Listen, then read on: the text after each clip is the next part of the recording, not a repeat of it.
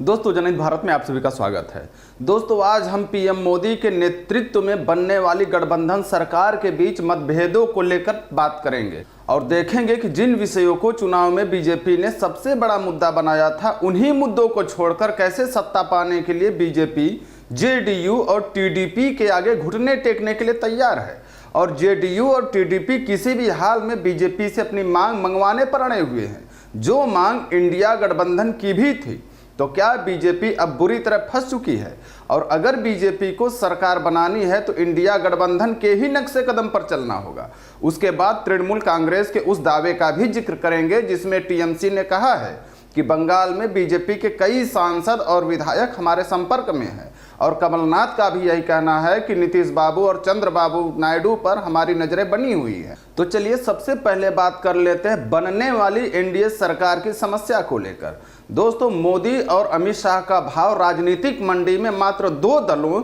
JDU और TDP ने बिगाड़ कर रख दिया है और मोदी जी के 100 दिन का एक्शन प्लान का वाट लगा रखा है और अकेले जेडीयू ने भाजपा के 7 योजनाओं को लेकर विस्तृत चर्चा की मांग रख दी है, जिसमें one nation one election, uniform civil code, Agniveer योजना, मुस्लिम आरक्षण समाप्त करना, वक्फ बोर्ड समाप्त करना, सीएए का कंप्लीट इम्प्लीटेशन और प्लेस ऑफ वर्शिप एक्ट में बदलाव शामिल है। दोस्तों, इसके अलावा बिहार के लिए विशेष दर्जा मांगने के साथ ही सरकारी कंपनियों के निजीकरण का भी विरोध जेडीयू कर रहा है तथा जेडीयू जाति जनगणना को लेकर भी काफी मुखर है और कह रही है कि जाति जनगणना के पक्ष में पूरा देश है और किसी को विरोध करने का हिम्मत नहीं है। और नीतीश कुमार की पार्टी किसकी हिम्मत की बात कर रही है यह भी आपको पता है और कौन जाति जनगणना का विरोध कर रहा था यह भी आपको पता है। आपको बता दें कि नीतीश कुमार के नेतृत्व में देश में पहली बार बिहार में जाति जनगणना हुई थी और अब इसकी मांग पूरे देश में धीरे धीरे होने लगी है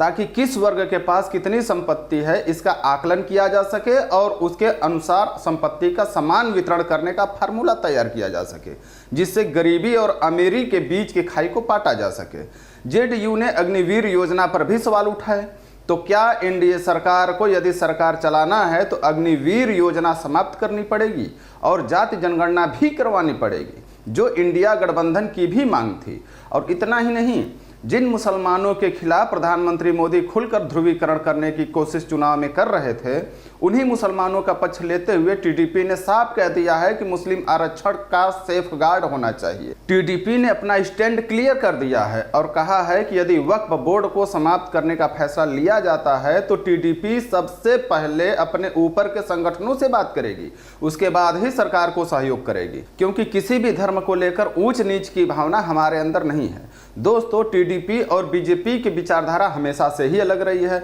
और 2018 में आंध्र प्रदेश को विशेष दर्जा न दिए जाने के कारण टीडीपी ने बीजेपी का साथ भी छोड़ दिया था। दोनों के बीच रिश्ते इतने खराब हो गए थे कि जहां एक तरफ चंद्रबाबू नायडू प्रधानमंत्री मोदी को कट्टर आतंकवादी तक बोल डाले, वहीं दूसरी तरफ प्रधानमंत्री मोदी ने चंद्रबाबू नायडू को भ्रष्ट राजनीतिज्ञ बता दिया था। तो क्या अब एनडीए सरकार बिहार और आंध्र प्रदेश को विशेष राज्य का दर्जा देने के लिए तैयार है, जो मोदी सरकार ने पिछले 10 सालों में नहीं दिया? दोस्तों, जहां एक तरफ एनडीए के सामने नीतीश और चंद्रबाबू नायडू को अपने पाले में रोकने की चुनौती है, वहीं बीजेपी के खुद के ही सांसद दूसरे दलों में जाने के लिए तैयार हैं। जी हां दोस्तों, यह कहना है तृणमूल कांग्रेस का। टीएमसी का कहना है कि बंगाल में कई भाजपा सांसद और विधायक हमारे संपर्क में है और उनसे बातचीत भी चल रही है। उधर कमलनाथ ने भी सोनिया गांधी से मुलाकात करने के बाद कहा कि बीजेपी के पास सरकार बनाने के लिए बहुमत ही नहीं है। तो क्या जो मजबूती नरेंद्र मोदी और अमित शाह ऊपर से दिखाने की कोशिश कर रहे हैं,